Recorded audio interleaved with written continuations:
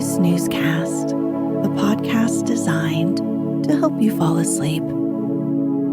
Find us on snoozecast.com and follow us on Instagram at Snoozecast to find behind-the-scenes content. If you enjoy our show, please write a review on the Apple Podcasts app. Please know that we read and appreciate every single one. This episode is brought to you by our Patreon supporters and by Wild Unicorns. Tonight, we'll read from Grimm's Fairy Tales by Jacob Grimm and Wilhelm Grimm in a story titled The Valiant Little Tailor. In this story, the tailor starts out having achieved a very small feat and ends up a hero.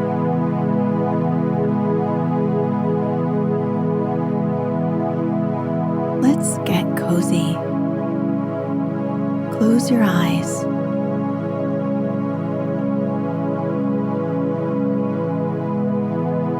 Relax your body into the softness of your bed.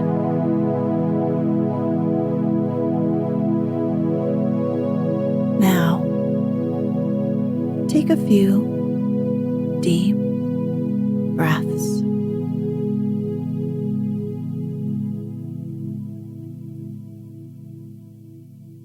One summer's morning, a little tailor was sitting on his table by the window. He was in good spirits and sewed with all his might. Then came a peasant woman down the street crying, "Good jams, cheap! Good jams, cheap!" This rang pleasantly in the tailor's ears. He stretched his delicate head out of the window and called, "Come up here, dear woman. Here you will get rid of your goods." The woman came up the 3 steps to the tailor with her heavy basket, and he made her unpack all the pots for him. He inspected each one, lifted it up, put his nose to it, and at length said, "The jam seems to be good, so weigh me out 4 ounces, dear woman, and if it is 1/4 pound, that is of no consequence." The woman, who had hoped to find a good sale, gave him what he desired, and the little tailor cried, "Now this will give me health and strength." So he brought the bread out of the cupboard, cut himself a piece right across the loaf, and spread the jam over it. "This won't taste bitter," said he, "but I will just finish the jacket before I take a bite." He laid the bread near him, sewed on, and in his joy made bigger and bigger stitches.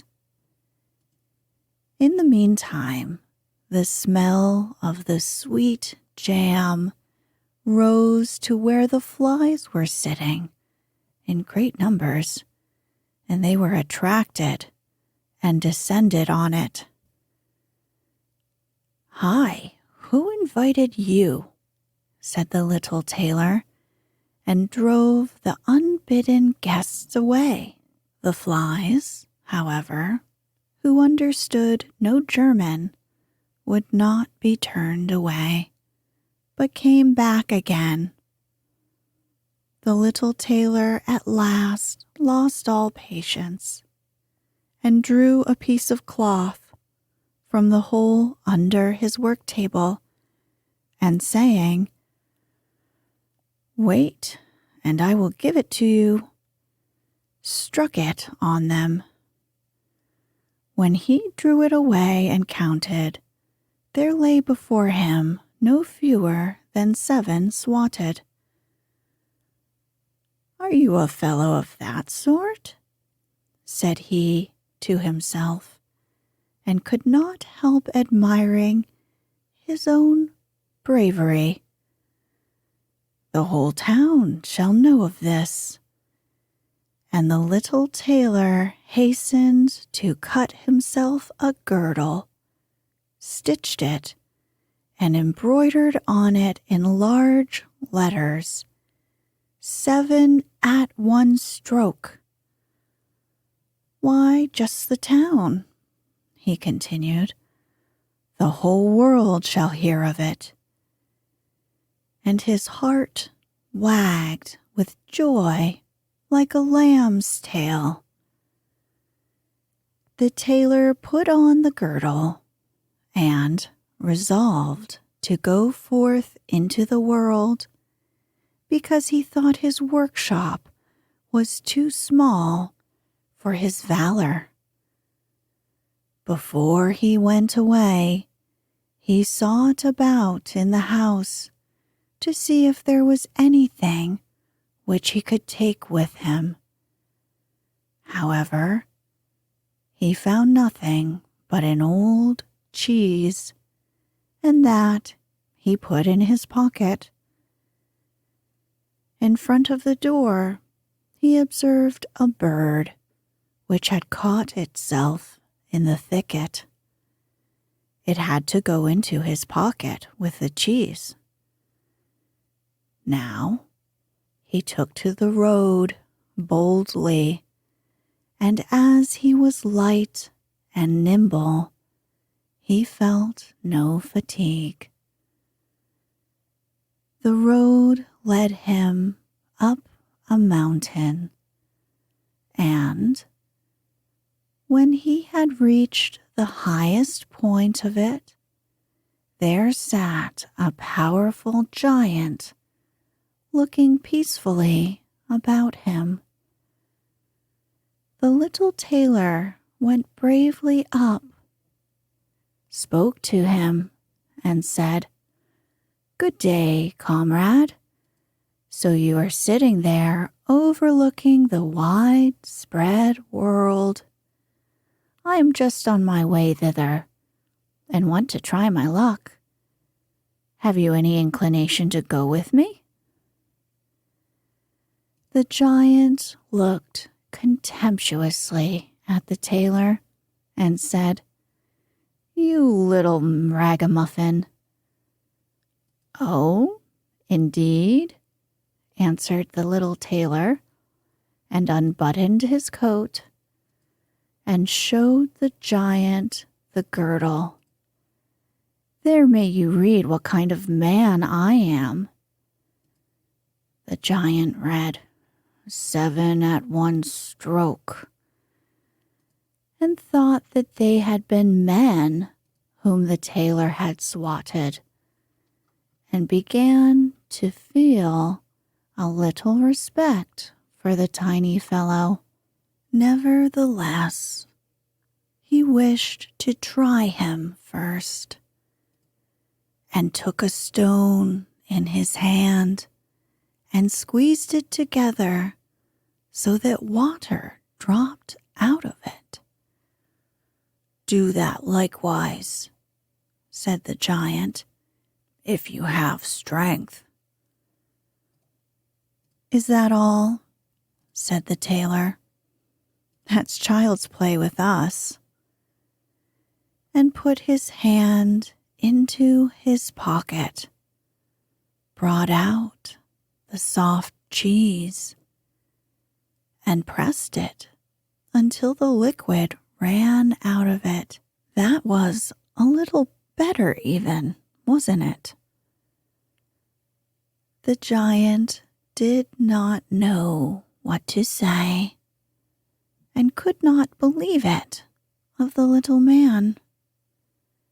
Then the giant picked up a stone and threw it so high that the eye could scarcely follow it.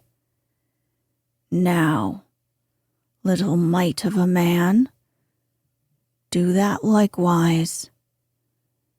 "Well thrown," said the tailor.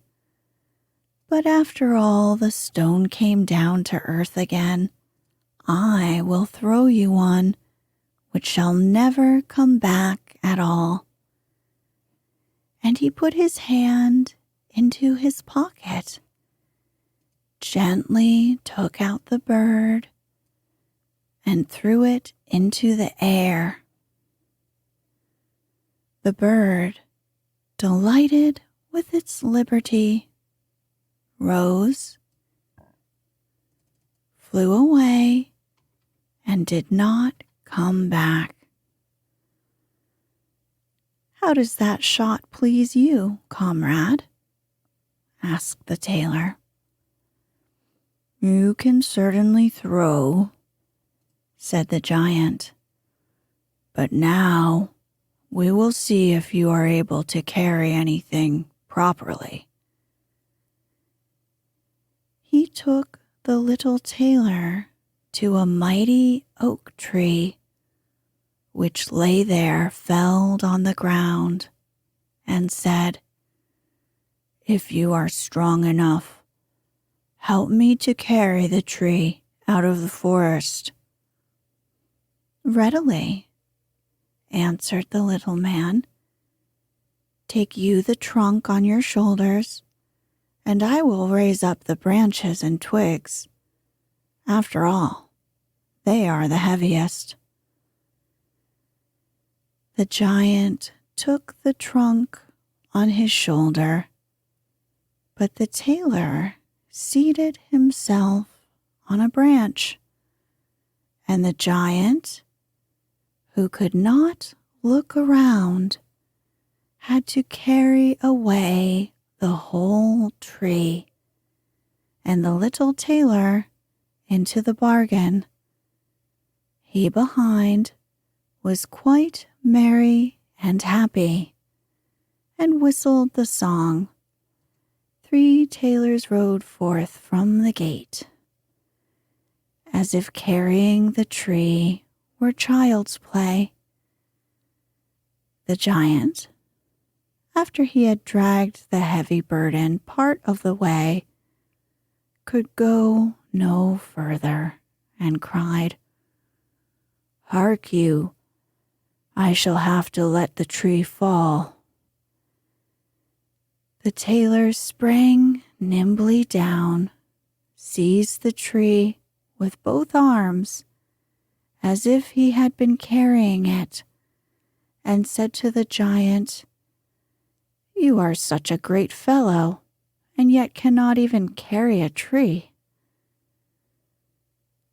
They went on together, and as they passed a cherry tree, the giant laid hold of the top of the tree, where the ripest fruit was hanging, bent it down, gave it into the tailor's hand, and bade him eat. But the little tailor was much too weak to hold the tree, and when the giant let go, it sprang back again, and the tailor was tossed into the air with it.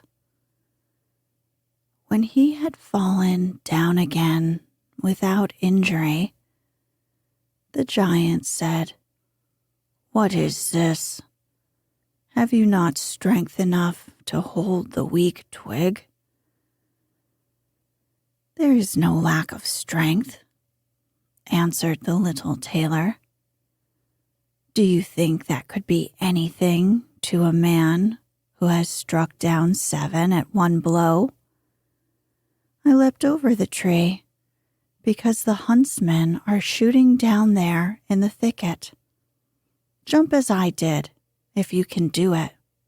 The giant made the attempt, but he could not get over the tree, and remained hanging in the branches, so that in this also the tailor kept the upper hand.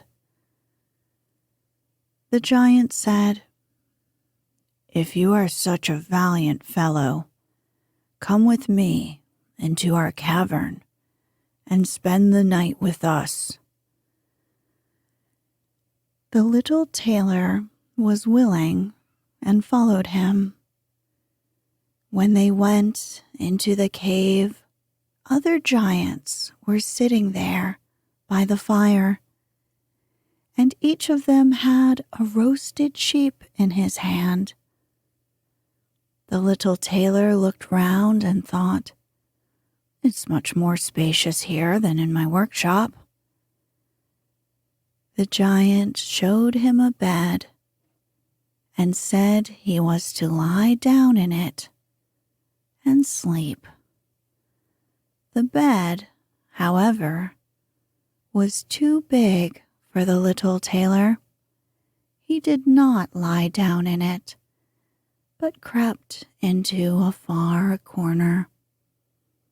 When it was midnight, and the giant thought that the little tailor was lying in a sound sleep, he got up, took a great iron bar, smashed through the very center of the bed, and thought he had finished off the grasshopper for good.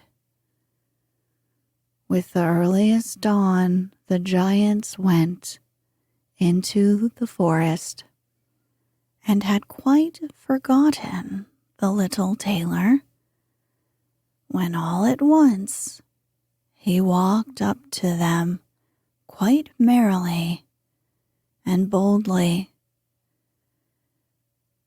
The giants were terrified of the appearance of this apparition and ran away in a great hurry.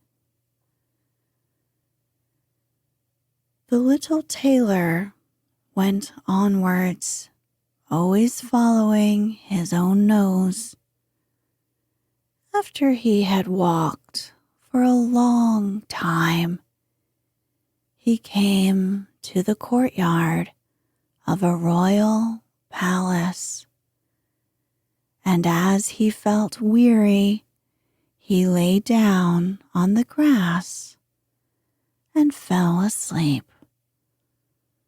Whilst he was there, the people came and inspected him on all sides, and read on his girdle, "7 at one stroke." "Oh," said they, "what does this great warrior want here in the midst of peace? He must be a mighty lord." They went and announced him to the king, and gave it as their opinion that if war should break out, this would be a weighty and useful man who ought on no account to be allowed to depart. The council pleased the king, and he sent one of his messengers to the little tailor to offer him military service when he awoke.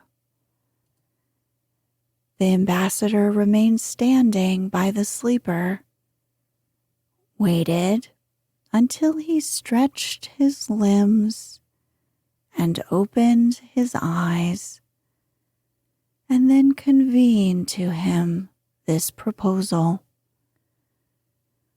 "For this very reason have I come here," the tailor replied. "I am ready to enter the king's service." He was therefore honorably received, and a special dwelling was assigned him. The soldiers, however, had their minds set against the little tailor, and wished him 1,000 miles away. "What is to be the end of this?" they said among themselves. "If we quarrel with him, and he strikes about him, 7 of us will fall at every blow. Not one of us can stand against him." They came, therefore, to a decision, betook themselves together to the king, and begged for their dismissal. "We are not prepared," said they, "to stand with a man who kills 7 at one stroke."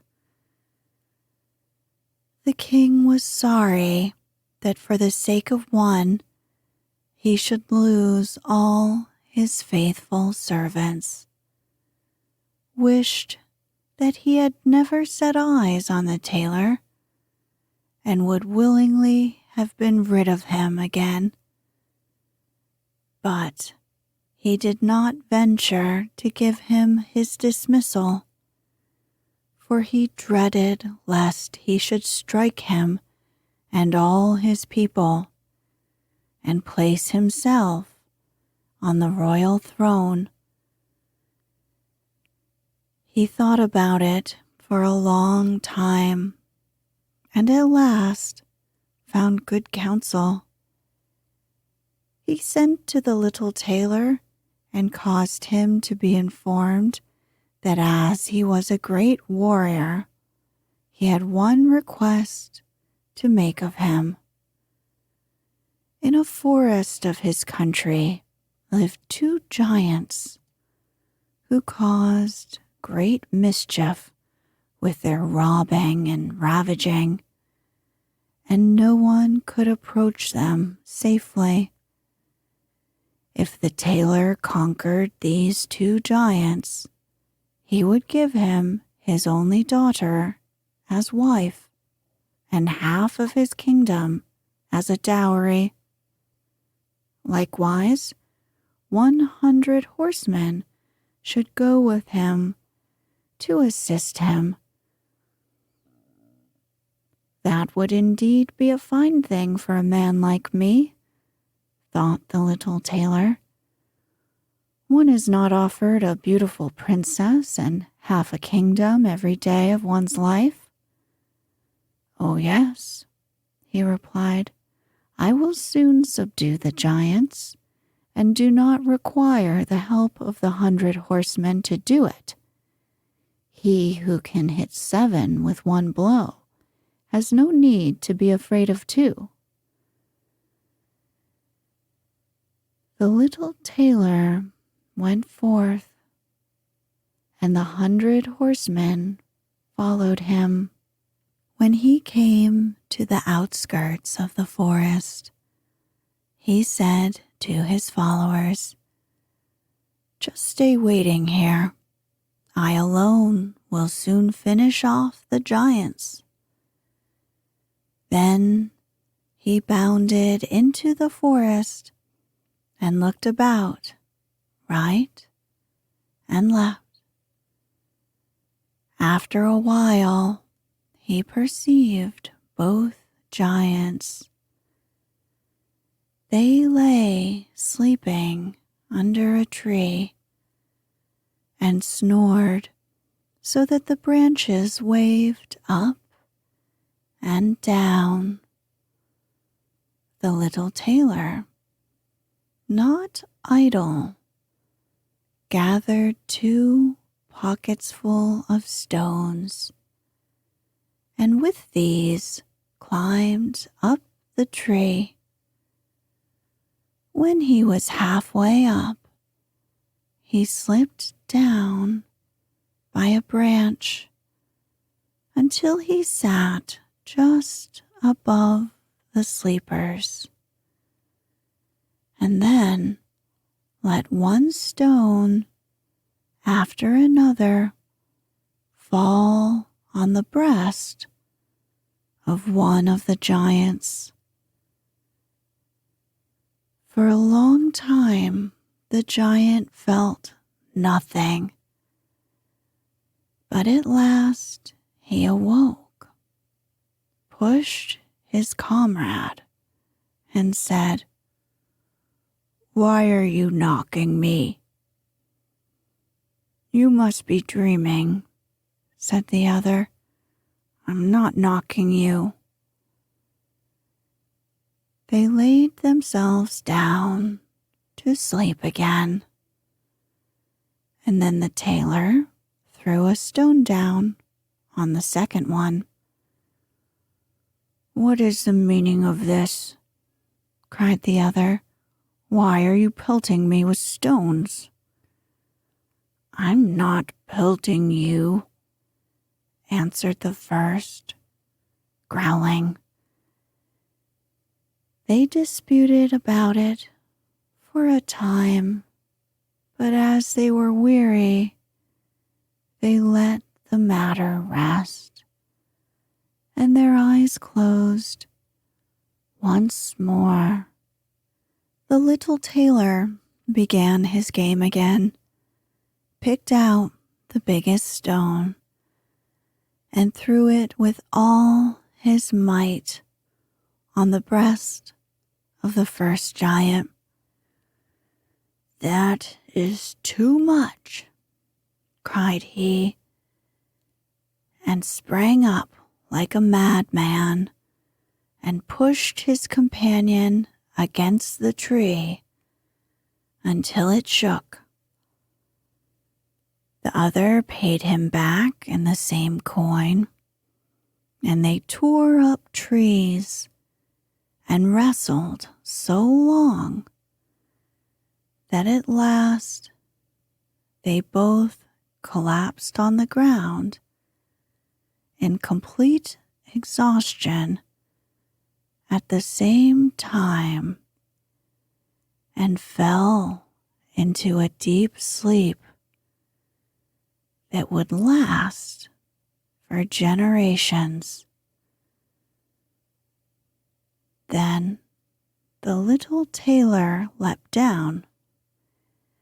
"It's a lucky thing," said he, "that they did not tear up the tree on which I was sitting, or I should have had to sprint on to another like a squirrel. But we tailors are nimble." And then he said, "The work is done. I have finished both of them off, but it was hard work. They tore up trees in their sore need and defended themselves with them. But all that is to no purpose when a man myself comes who can fell 7 at one blow." One of the horsemen said, when they found him, "But are you not wounded?" "You need not concern yourself about that," answered the tailor. "They've not bent one hair of mine." The horsemen would not believe him and rode into the forest. There they found the giants, not even breathing, since giants are so large that their breath in that state was so slow it took 1 whole year to take the next breath. And all round about lay the torn up trees. The little tailor demanded of the king the promised reward. He, however, repented of his promise and again bethought himself how he could get rid of the hero. "Before you receive my daughter and the half of my kingdom," said he to him, "you must perform one more heroic deed. In the forest roams a unicorn, which does great harm, and you must catch it first." "I fear one unicorn still less than 2 giants," 7 at one blow is my kind of affair." The tailor took a rope and an axe with him, went forth into the forest, and again bade those who were sent with him to wait outside. He had not long to seek. The unicorn soon came towards him and rushed directly on the tailor as if he would strike him with its horn without more ado. "Softly, softly, it can't be done as quickly as that," said he, and stood still and waited until the animal was quite close, and then sprang nimbly behind the tree. The unicorn ran against the tree with all its strength and stuck its horn so fast in the trunk that it had not the strength enough to draw it out again, and thus it was caught. "Now I've caught the prize," said the tailor, and came out from behind the tree and put the rope round its neck. And then, with his axe, he hewed the horn carefully out of the tree. And when all was ready, he led the magnificent beast away and took it to the king.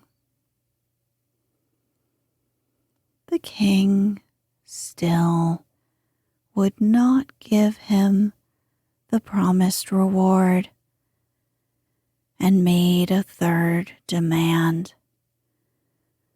Before the wedding, the tailor was to catch him a wild boar that made great havoc in the forest, and the huntsmen should give him their help. "Willingly," said the tailor. "That's child's play." He did not take the huntsmen with him into the forest, and they were well pleased that he did not, for the wild boar had several times received them in such a manner that they had no inclination to lie in wait for him. When the boar perceived the tailor, it ran on him with whetted tusks and was about to throw him to the ground. But the hero fled and sprang into a chapel which was near, and up to the window once again, and in one bound out. The boar ran after him, but the tailor ran round outside and shut the door behind it. And then the beast, which was much too heavy and awkward to leap out of the window, was caught. The little tailor called the huntsmen thither, that they might see the prisoner with their own eyes. The hero, however, went to the king, who was now, whether he liked it or not, obliged to keep his promise. Had he known that it was no warlike hero, but a little tailor who was standing before him, it would have gone to his heart still more than it did. The wedding was held with great magnificence and small joy, and out of it a tailor was made into a king. After some time, the queen heard her husband say in his dreams at night, "Boy, hem the doublet and patch the pantaloons." This way she discovered in what state of life the young lord had been born, and next morning told her father and begged him to help her rid herself of this husband who was nothing but a tailor. The king comforted her and said, "Leave your bedroom door open this night, and my servants shall stand outside. And when he has fallen asleep, shall go in, bind him, and take him on board a ship which shall carry him into the wide world." The woman was satisfied with this, but the king's armor-bearer, who had heard all, was friendly with the young lord and informed him of the whole plot. "I'll throw a wrench into that plot," said the little tailor. At night, he went to bed with his wife at the usual time,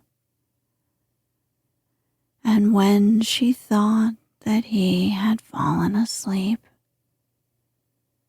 she got up, opened the door, and then lay down again. The little tailor, who was only pretending to be asleep, began to cry out in a clear voice, "Boy, hem the doublet and patch me the pantaloons. I smote 7 at one blow, and 2 giants, and brought away 1 unicorn, and caught a wild boar. And am I to fear those who are standing outside the room?" When these men heard the tailor speaking thus, they were overcome by a great dread and ran as if the wild boar and unicorn and giants were all behind them, and none of them would venture anything further against him. So the little tailor was and remained a happy king to the end of his long life.